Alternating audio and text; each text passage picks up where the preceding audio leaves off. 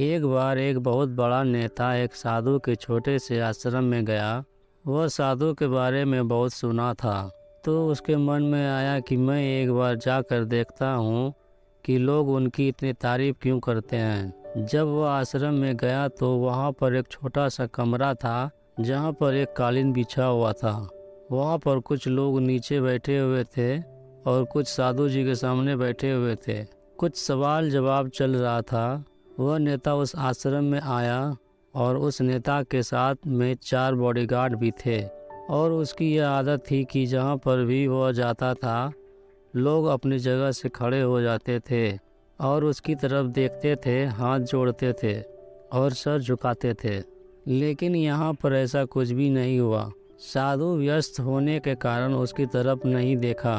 तभी नेता को लगा कि यह मेरी बेइज्जती है और वह इस बात से गुस्सा हो गया। नेता ने थोड़ा गुस्से से साधु की बात को बीच में काटते हुए कहा कि मैं आपसे कुछ बात करना चाहता हूँ। साधु ने उसकी तरफ देखा और बोला, आप थोड़ी देर रुकिए, पहले मैं इनके सवाल का जवाब दे दूँ, उसके बाद मैं आपसे बात करता हूँ। तब तक आप चाहो तो बैठ सकते हो। बस साधु का इतना कहने की ही देरी थी।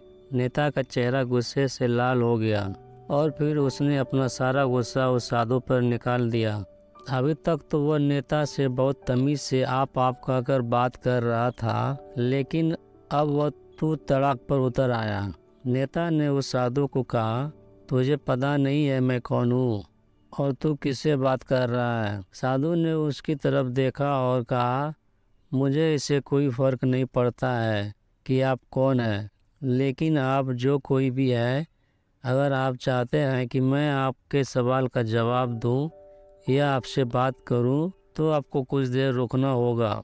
और साधु को यह कहते ही नेता गुस्से से पागल हो गया और वहीं सबके सामने चीखने चिल्लाने लगा।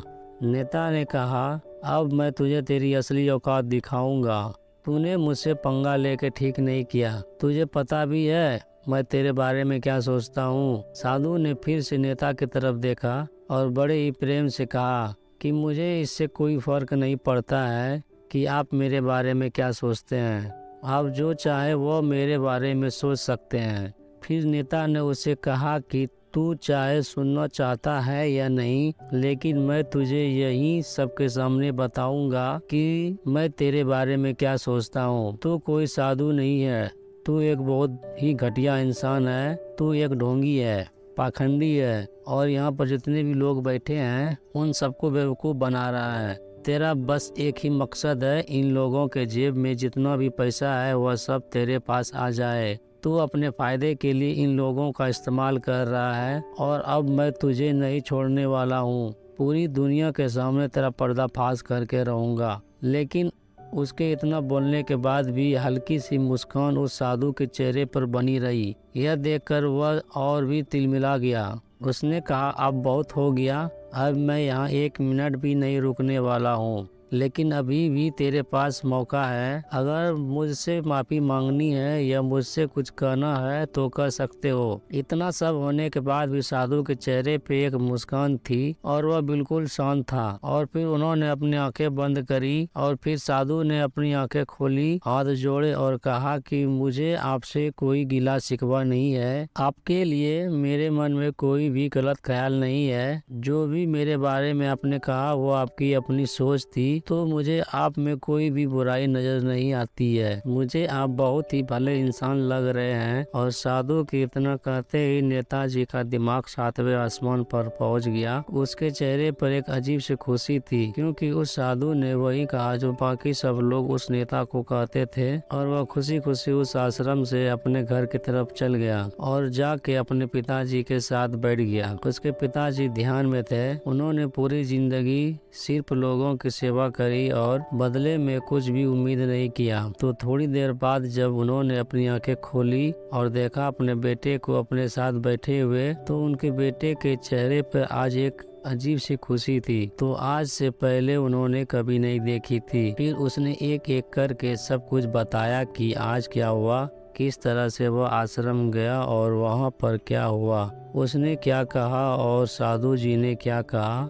जब उसके पिताजी ने पूरी बात सुनी तो थोड़ा सा मुस्कुराए और अपने बेटे को देख के बोले कि उन्होंने तुम्हारी तारीफ नहीं करी, क्योंकि उन्होंने वह नहीं कहा जो तुम हो, उन्होंने वह कहा जो वह खुद है। और तुमने जो भी कुछ उनको कहा वो नहीं कहा जो वो है, बल्कि तुमने वो कहा जो तुम खुद हो। यही बात वेदों में भी कही गई है, यथा दृष्टि तथा सृष्टि। यह दुनिया तुम्हें वैसी नहीं दिखती जैसी यह दुनिया है, यह दुनिया वैसी दिखती है तुम्हें जैसे तुम खुद हो। जिसकी नज़र जैसी है उसके लिए यह दुनिया वैसी ही है। तो अगर तुम अपनी ज़िंदगी को बदलना चाहते हो तो उसका सिर्फ एक ही तरीका है, अपनी नज़र को बदलो। अगर आपको हमारी कहानी अच्छी लगी तो एक लाइक करें और हमारे चैनल को सब्सक्राइब करें, साथ ही में बेल घंटी दबाना ना भूलें, ताकि जब भी मैं ऐसी मोटिवेशनल स्टोरी लेकर आऊँ तो उसका नोटिफिकेशन सबसे पहले आपको मिल सके।